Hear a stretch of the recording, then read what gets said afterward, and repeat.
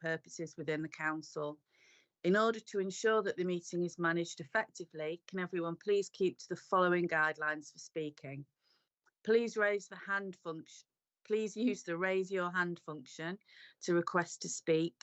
Only speak when invited to do so by the chair. Please switch off your camera and microphone when not speaking, and remember to set your mobile phone to silent for the duration of the meeting. Any views expressed by any speaker in this meeting are the speaker's own, and they do not necessarily reflect the views of the council. Please be aware that the webcast will continue to be streamed live 20 seconds after the close of the meeting. This is due to a time delay in transmitting live. Okay, so have we got first item on the agenda? Apologies for absence. Do we have any? Not received any, Chair. Okay, thank you. And item 2 is to receive disclosures of interest on any matters before the committee. First, disclosable pecuniary interests. And secondly, other interests. Yes, me, Chair. My son's one of our tenants. Okay, thank you, Kath. Okay, that's noted. And number 3, we need to approve the minutes of the previous meeting. We've got a proposer and a seconder.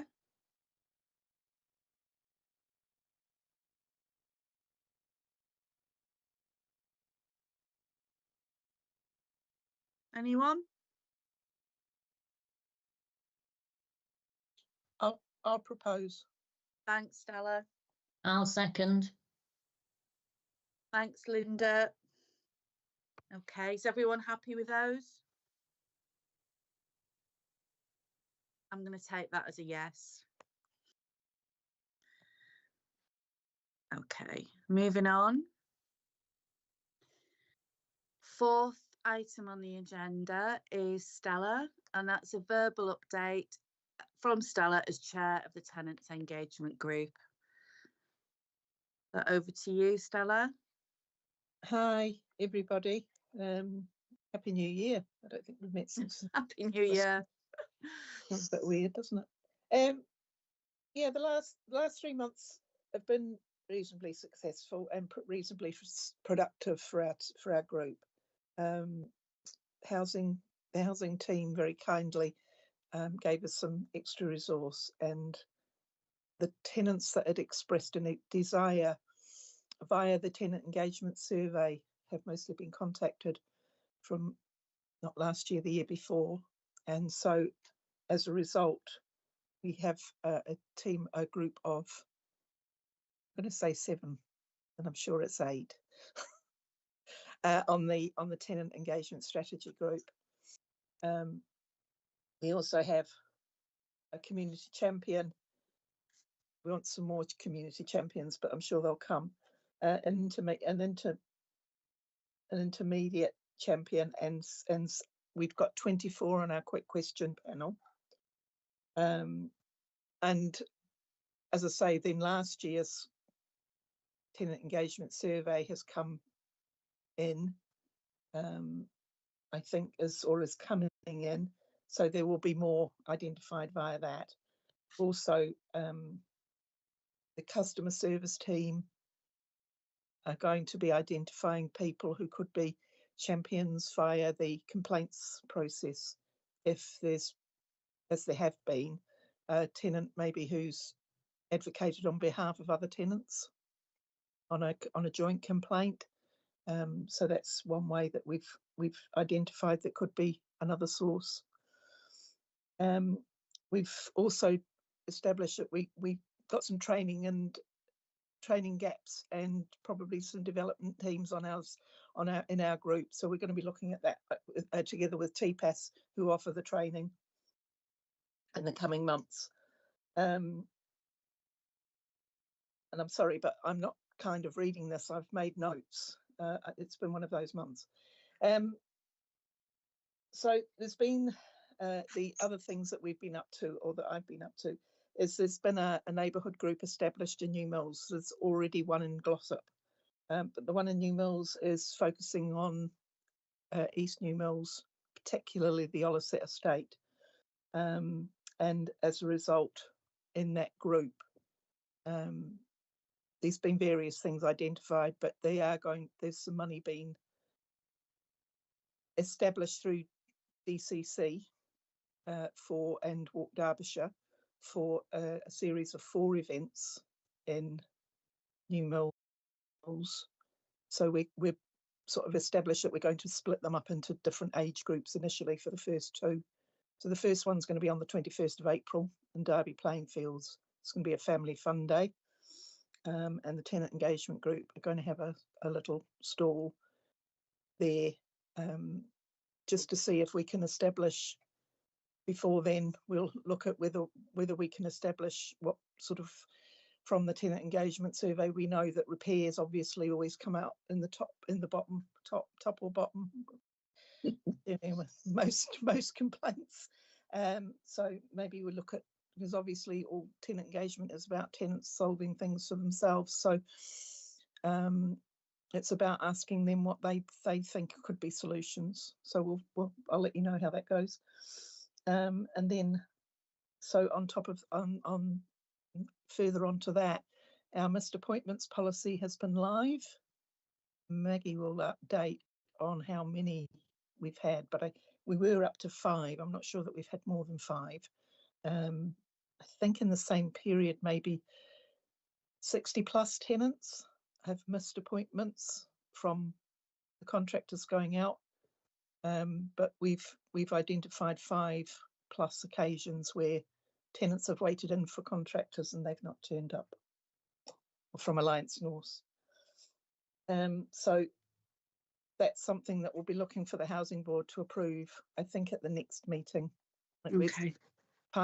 The policy didn't officially start, was a bit delayed. So I think we'll look at formal approval to carry on. So if it's all right with the housing group, can we just continue it to the next Housing Board, just continue the pilot, if that's okay? Yeah. Okay. And then the other thing that we've identified, we've got the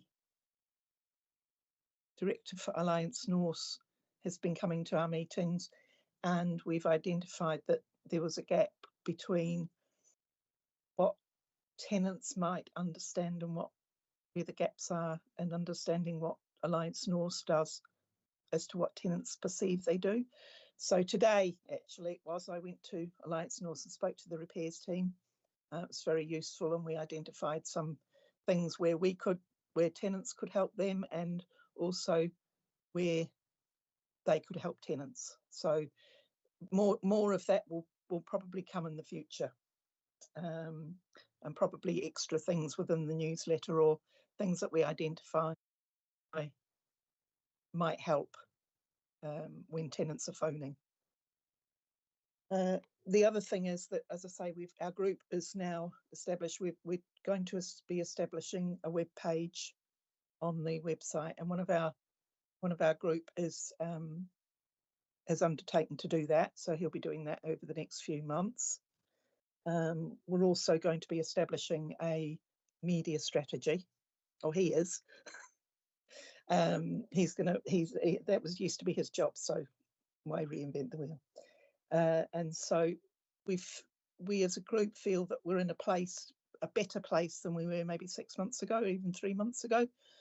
And the fact that we feel as though we're getting somewhere now. It's going to be a slow process because we're still only a new group, but yeah, it feels more positive than it did last time. So if anybody's got any questions, feel free. Otherwise, thank you very much. Yeah, I've got a couple, Stella, if you don't Yeah. mind. But it does sound like you've made a massive amount of progress there. You mentioned you've got 6 or 7 or 8 members now. Mhm.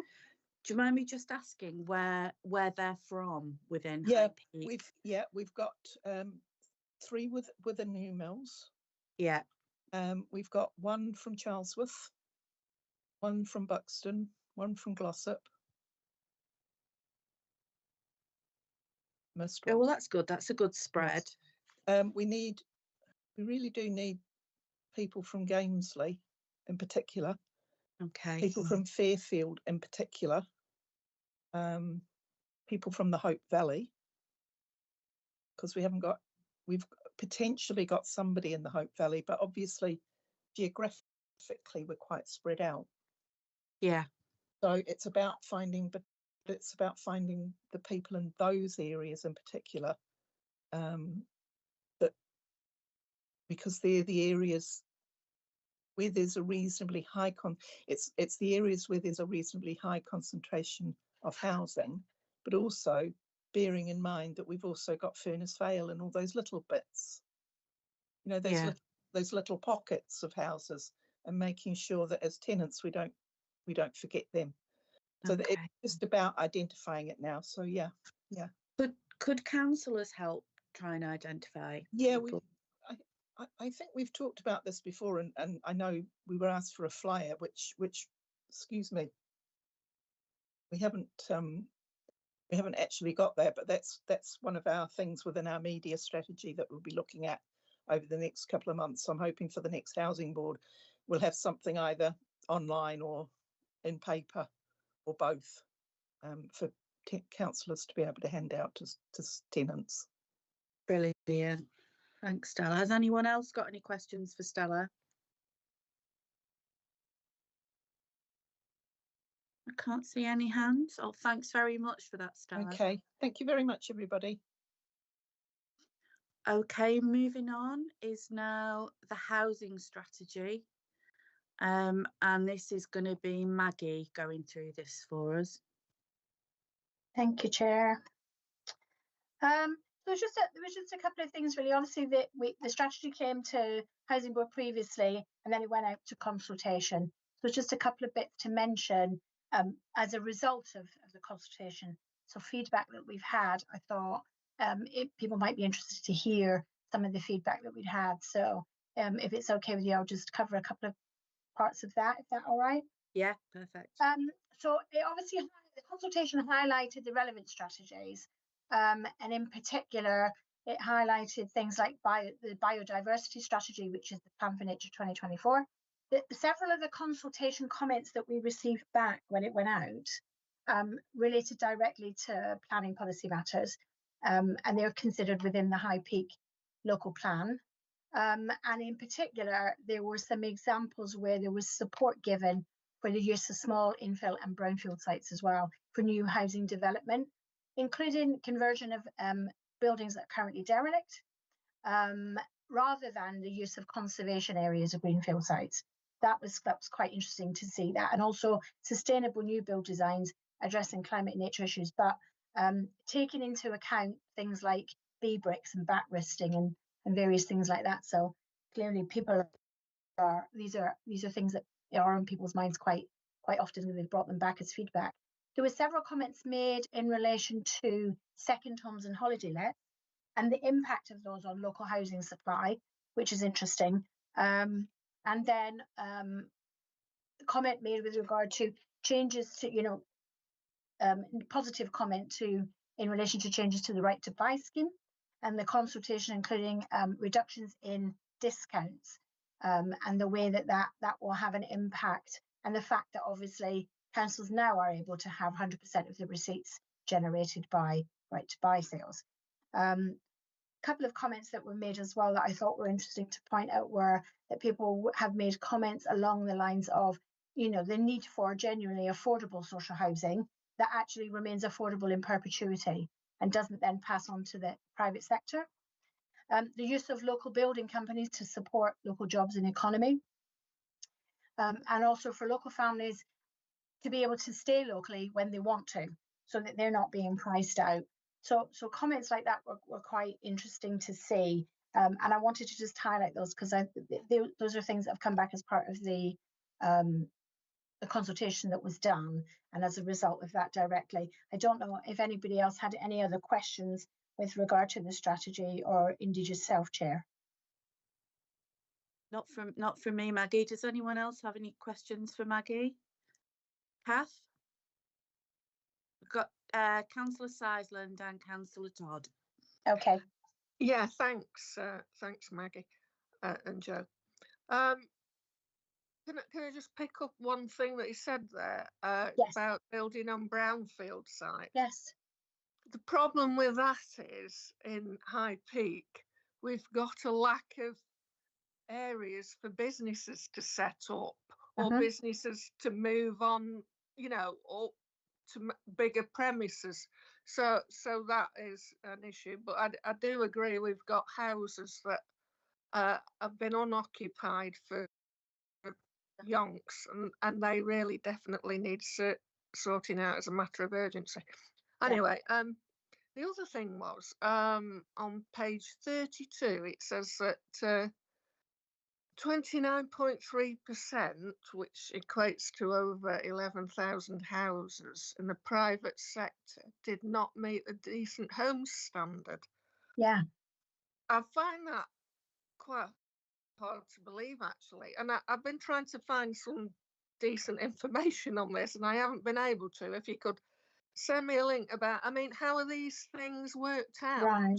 Well, I think the difficulty is in certain areas there are pockets of properties that are quite old properties, and not always in the private rental sector, and not always kept up to a certain level in terms of, particularly with things like damp and mold and that sort of thing. Obviously, we have coming later this year at some point the renters' rights bill, so that's going to make it, that's going to be a big change, because it will be regulation of some elements that we've not had for, well, forever really. So hopefully, I think the hope there is that when that comes into being, things will start to improve in the private rented sector. So hopefully we're not going to see it get any worse, and we're definitely going to. Yeah, nothing about it, and I didn't find any proper information about it. Thank you. Yeah, I will certainly get you some info on that, no problem. Thank you. You're welcome. Councillor Todd. Oh yeah, thank you. It's about the retrofitting, actually. With regard to mould, I'm just wondering if you're using heat recovery ventilation systems. That is something that I actually am not able to answer for you right now, Councillor Todd, but please let me get you some information on it and come back to you. It is more of an assets thing, really, but yes, yeah. That's fine. I can find out for you and come back with some info. I can answer that. We are. Oh, wonderful. That's great. That's great. Yeah. Thank you. Councillor Gruby. It may be that no one here can actually answer this, but I do know that we've fitted some heat pumps, etc., into quite a number of properties in New Mills. I understand there was a bit of sort of dubiousness, if you like, amongst our tenants there, because apparently you're supposed to sort of leave it on to run at a constant temperature of 18 degrees, which to me isn't very warm if you sort of sit in. Just wondered, possibly for Stella as well, within her group, if we've got any feedback as to how our tenants are feeling about that as time goes by. And the other thing is that we haven't had any sort of update on the empty home strategy. And again, it may not particularly come to this group, but I would like some kind of update as to where we are, what action we've taken with regard to empty homes. I don't want to think that it's just being left to just sort of be ignored again, basically, because I feel quite strongly that these empty homes do need to be brought back into use somehow, using whatever means we've got at our disposal. Well, that's it. Thank you on that bit. Thank you. Okay, Well, I can answer that as well, if you don't mind. Yeah. I don't mind at all.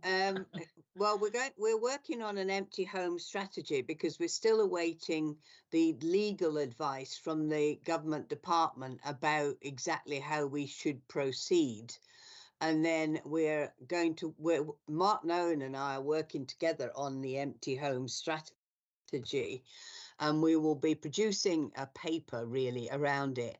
And then the idea is that for both councils in the Alliance, we'll have a webinar when it sets up so that we can discuss it all and let you know exactly how it's going to work and what we're going to do. So that's what we want to do. We want to do it across the Alliance. but we don't particularly want people to say, oh, I've got an empty house in my ward. You know, we want to talk about the strategy and get that right, and then move on to the next thing. So it's definitely, we're in discussions about it now, Linda. Could I just ask, Fiona, sorry, who would be involved in a webinar? Councillors. So we're going to do it across the piece for the councillors in Staffordshire Moorlands and in High Peak. And we thought a webinar was the best idea, because it means that it's accessible for people. Yeah. Okay. Excellent. Okay. Chair, Anyone else? On that one? Can I just make you aware, Chair? I've just had a message from Vicky Mitchell, who's head of assets. Unfortunately, she was not able to join the meeting because the link wasn't working, but she is listening, and she has advised that the queries with regard to empty homes, Councillor Gruby, I can pass forward to her and she will come back to you on those. Is that okay? Yeah, thank you very much. Thank you. No problem. Thank you. Got Councillor McEwen. Thanks, Chair. Just for Linda, I have an update from Lisa Marie Olsen at the Climate Change Working Group around the issues around the air source heat pumps and some of the work that was done to the properties in Tinsel and New Mills earlier this year. They picked it up as part of one of the issues in terms of sort of the tenant engagement side, and the worker from the firm that was doing the works, just in terms of sort of making sure that we were giving a little bit more information and I think probably a little bit more understanding in terms of what the technology is that's been put in place and how it works. They picked up and they were having revisits done by the contractor just to make sure that sort of everyone's fully understanding both the works that have been done, but also the equipment that came with the works. There was a couple of sort of, electronic control panels, etc., that might have been different to what the setup was previously before the work was done, and adding in some additional sort of tenant support for that from the contractor. That's something that we'll also take forward in any future contracts for similar work. Thanks, Chair. Thank you. Stella, is that a legacy hand or? Yes. No, it's I'll put it down, but it was just, well, in response to Anthony, may I humbly suggest that this is another area where tenant engagement is key when you're planning projects, and there seems to be a gap for stakeholders as regards tenants. So I think that that's something definitely that we as a group have already identified together with Alliance North. There are 2 tenants in New Mills that have got the heat pumps. I was part of the retro cladding project. I've already done my feedback for that. Again, that was down to a lack of community. There was a big lack of communication. And unfortunately, that seems some of it's exacerbated by the age of the tenants in those 2 particular projects. But talking to other tenants, that seems to be the issue, is they're not really sure what's going on. They're kind of ish told. So yeah, that's something to be thought of for the future. But it's something that we are already aware of as a group. And it's something that we will be looking to working with the council in the future as part of the scrutiny group. Chair, yeah, Lisa sort of particularly flagged it up. I think one of the particular challenges with this and some of the funding that we get for some of the retrofit work, we got the funding confirmed at sort of relatively late notice. We had to change the scheme because the initial scheme didn't work. And I think part of it was a bit of a rush. I mean, we're asking, as is quite often the case in terms of sort of these particular pots of funding, we're asking if there can be a bit of a better lead-in time so that we can make sure that if we need to put in additional support for anyone, we can get that put in place. But sometimes just the timing for it just doesn't work as best as it could do, which is why we're looking at bringing back the contractor back in to make sure that support is completed. I think it's about having the process maps in place to start off with, isn't it? As well. So then you're prepared, and you know that might be an issue. So yeah. But nevertheless, we need to spend the money and do it. Oh, I mean, to a certain extent, that's the end That's goal. the you know, making point, sure we yeah. get the works done. But I yeah, definitely no, I feel think there's that better learning that we can take from it each Yeah, step of the way. from a tenant's point of view, from me, I'll be brutally honest. I have my house set at 18. Now, okay, I'm sat here. I've got 2 cardigans on, but I am quite anemic at the moment. But that actually, as a temperature, is quite reasonable, and I've had that all winter. But when I've got my curtains closed, my house goes up to 22 degrees. So that's what it, you know, so that with good insulation and curtains and things like that, you can make a difference. So it is about the communication. But yeah, it's been a good scheme. Thanks, Stella. Jean, your hand briefly went up and then went down again. Sorry, I clicked the wrong thing. I was just doing a That's okay. reaction instead. I just wanted to check. Okay, so it's worth noting with that the period of the strategy actually exceeds the intended time frame for the local government reorganisation. Worth noting. So the recommendation on this is that the executive be recommended to approve the housing strategy. Okay. Moving on. So the next item on the agenda, I think, is you again, isn't it, Maggie? Yeah, it is indeed. And that's the tenant survey update. Yes, it is. Let me just get this document and then I'll be able to. So the tenant survey document, the survey itself was done by, was carried out by Acuity, and they've previously done the same survey the previous year. So I think it's interesting to note. What I wanted to sort of highlight was just a few points from the survey. One of the interesting parts to begin with was the fact that in terms of overall satisfaction, so tenant satisfaction, we did end up with exactly the same percentage this year as we did the previous year, which was 77% of tenants were overall satisfied with the services and the way that services are delivered. So I think that was an interesting comparison to see it to not have changed, not gone up, not gone down. But I think that's really interesting to note. So I really wanted to mention that. I think in addition, it's worth mentioning that in terms of the overall report, the survey was conducted over the telephone, and in total it included 522 tenants. So the views of those tenants were obtained. Content of the survey is anonymised, so the results are anonymised to maintain confidentiality. As I said, overall 77% of tenants were satisfied with the services provided. And then we have the, bear with me 1 second, sorry, just managed to lose my place.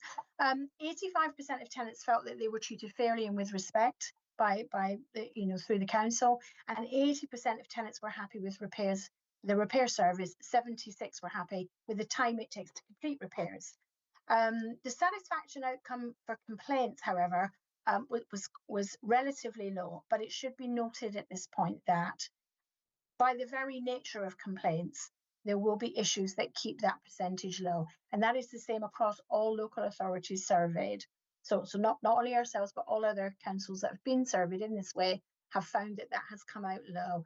However, it is important to note that the complaints process and the complaints service is one of the key areas reported to the regulator, to the social housing regulator, and that a number of improvements have been made since this survey was carried out towards the end of last year, and those will certainly increase future survey results to ensure that complaints are dealt with more effectively. Ultimately, there's also an element, like I said, of the very nature of complaints mean that the satisfaction level will come out lower, but there have been lots of improvements, and I'm sure that next time around we will see that reflected in the percentage satisfaction with the complaints. Tenant engagement showed up in the survey as well, in as much as, it's essential and correct to improve the survey results going forward, because the voice of the tenants help to inform where, when and how we can make those improvements in order to ensure that those tenants are satisfied with the services that they're receiving and the way in which they're delivered. The most common thing for suggested improvements from the survey in terms of as a result of the outcomes were suggested improvements around the day-to-day repairs, and that was about because obviously that has a huge impact on tenants' issues and their day-to-day lives, and also the complaints. Those things are related together. So of those surveyed, 68% of tenants were satisfied that we listened to their views. However, 22% were dissatisfied with that area, and the most common reasons for that are as a result of either, you know, a lack of returned telephone calls when they leave messages, or they leave, you know, they call up with regards to issues via the phone, outstanding repairs, feeling that the issues of communication have created difficulties with the repairs. So the central recommendation from the survey is that having a clear repairs process where tenants can be regularly updated during different stages of their repair, assuming it's not a very simple repair, means that it allows tenants to feel more that they're included in the process, which is exactly what we'd be looking for them to be, of course, because the fundamental factor for improvement is clear and timely communication. And many tenants felt like there was a lack there. So that's something that we will be looking at. And of course, it is sometimes unavoidable that an issue needs to be passed to another service for various reasons. However, keeping a track on that inquiry, if we can track that until it's completely resolved, that will help to make things easier for tenants, because they'll also feel like, you know, they are being heard. Anything I've said or anything that they've seen? I can't see any hands going up. Nope. No. Thanks very much for that, Maggie. Okay. All right, thank you. Oh, Stella? Just a quick point to say that this was something that our group, our scrutiny group, identified last year. But I believe there's a new web page. At the moment, as a tenant, you put a repair in, whether you phone or put it in on the website, and it goes into a black hole. You haven't got a clue. So you might phone up, which I don't think, personally speaking, is satisfactory, because if you've reported it particularly, I'm not saying, because not all tenants are able to are digitally aware, but for those who are, they're used to being able to go on and see you know, you're having a parcel tracked, for instance, you know, it's the same kind of thing, that they can see where it is. And I think that would alleviate some of the feeling of a lack of communication. If they've got a reference number, they can go and put the reference number in and see what the status of their repair is. So yeah, I think that's one of the things that we as a group had already identified, and it is something that we will be looking to working with the council to get a better process in place. Councillor Sloman? Yeah, can I just answer that particular thing? We're aware that the current system is a bit clunky, and we were intending to look at it, and we still are intending to look at it, but it's very, very, very expensive. And given the circumstance that we have just been talking about, that my housing strategy runs out the life of the council, you can see the problem. But it is something that we're well aware of. So we will be working to do as best we can in terms of that particular thing. And then the second thing it was actually the first thing, that was my second one. The first thing was that this is probably a good point for us to say that we're sadly losing Kim Hallcroft, who is our tenant engagement officer. And she has been, well, excuse my French, bloody brilliant. And I think that, you know, it's our loss that she's going elsewhere, because it is an important role. And Maggie and I are in agreement on this, as usual. And so we'll be looking to fill it, but it will be big shoes to fill. So I'd just like to, if the committee would bear with me, if we could extend our thanks to Kim for all her work and wish her all the best for the future. Absolutely. Maggie? Thank you. Totally agree. Yeah. Thank you. Yeah, I do completely agree with what Fiona has just said. Councillor Stormont rather. So I think she's absolutely right. I think that Kim's done a fantastic job, and I am sorry to see her go. It is a hugely important role for us as a council, because you know, there are so many ways that actually fits that puzzle together in terms of the work that we have to do with the regulator and with the tenant engagement group and with our tenants as a whole generally. So it is a really, really important role, and that we're looking to fill now. But yeah, she will be missed, and she has done a fabulous job. And I just wanted to mention on the subject of repairs as well. Stella mentioned earlier about the missed appointment claims, and she wasn't sure how many we'd had, and she did say that I would know the answer, and I do. And it is 5, Stella. So it's 5 that we've had, and it didn't start until, it was due to start at the beginning of December. It didn't start until the beginning of January, because we had a bit of an issue with the throughput of claims once people submitted it. So we needed to get that sorted out, and we did. And so since the beginning of January, beginning of the year, we've had 5 claims. Of those 5, 4 have been validated as being correct. The 5th is still pending, but those are complaints that someone's had a booking, and then for whatever reason, nobody has turned up. So they have had an element of compensation being paid to them for that within the process that we've got going on there. So 5 in total so far. Yeah. Thanks, Maggie. Any more questions from anyone? No? Okay. And the last item on the agenda is the performance update. I think that's you, isn't it, Martin? It is, yes, thank you. And I too would echo my thanks to Kim, because Kim's the producer of this report, as well as the tenant engagement work that she does. So thanks to Kim for bringing this together, and big shoes to fill for Maggie to find somebody to replace Kim. I just wanted to identify on page 9 of the pack. This is in the agenda supplement, which may be in another tab for you all, but in terms of safety compliance, and one of the factors for us with missed appointments is probably also a factor for us in terms of the second line on the top of that page 9, and that is the extreme weather that we experienced. And we've dipped below our response time for no heating call-outs in January Q3, and that's the across that period where we had the snow, if you remember. That had several functions. One was a high demand for the kit and equipment to produce heat, meant that 1 or 2 failures or several failures resulting from that, and more call-outs, and more difficulty in actually visiting the premises due to the severe weather. So we fully expect that will improve as we go forward. But nevertheless, we with Alliance North are looking at what we can do, whether we can build in a bit more resilience when we know that there's really bad weather coming. So I wanted to pull out that one. And then in the top right hand corner of that particular page, page 9 still, we've had for many years now actually a very proud 100% compliance with gas safety certificates.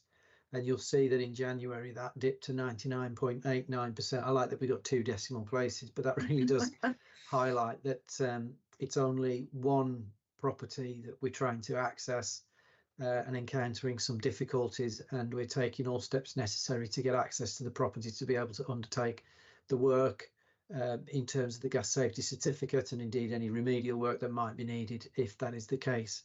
But I can assure everybody on the board that it's a top priority for us. Several teams have been working on that, so that's been moved forward. And again, I fully expect that to be back up at the 100% and in the green for future months. Okay. Anyone got any questions for Martin?